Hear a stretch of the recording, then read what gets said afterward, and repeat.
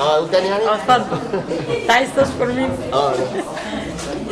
استاذ سيد. طبعا الاستاذه ساميه شبل اللي نورتنا النهارده، الاستاذه ساميه، والاستاذه منال سعيد المطربه. اهلا وسهلا. وطبعا من اسره لسه انا عايز الصحفيه والمطربه الاستاذه المخرجه الكبيره منى الارناؤوطي. محمد عبد الدايم. استاذ محمد عبد الدايم ده حسسنا بزمن الفن الجميل والله بجد يعني انا حسيت سيد درويش كان موجود. حضرنا ندوات كتيره جدا وشاركنا في ندوات كتيره جدا، بس انا بقول انا ما شفتش احسن من الندوه دي. الساعه 2 ندوه الساعه 3 ومش عارفين. فناننا الاستاذ احمد لطفي. نشكر أسرة مهرجان أجيال الأستاذة المخرجة الكبيرة الأستاذة منى الأرناؤوطي، الأستاذ محمد العدل، ونشكره على المبادرات اللي عملها النهارده، هي أحد أهم أهداف المهرجان.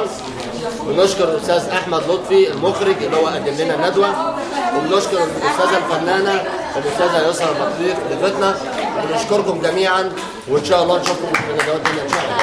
عايزة أقول إن أنا بقى الاستاذ محمد عبد الدايم ده ليه كل الشكر، كل الشكر.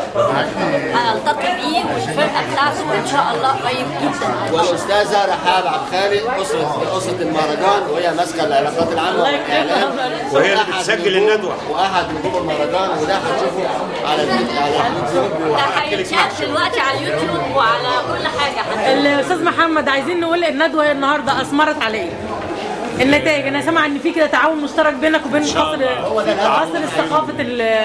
ثقافه الطفل، بين قصر ثقافه الطفل الاستاذ محمد عبد الدايم، واحنا ان شاء الله من خلال المهرجان كمان هنصور البريد تاريخ مصر اللي هو الحان الاستاذ محمد عبد الدايم وفرقه الكورال الخاصه بيه، وبرعايه قصر ثقافه الطفل.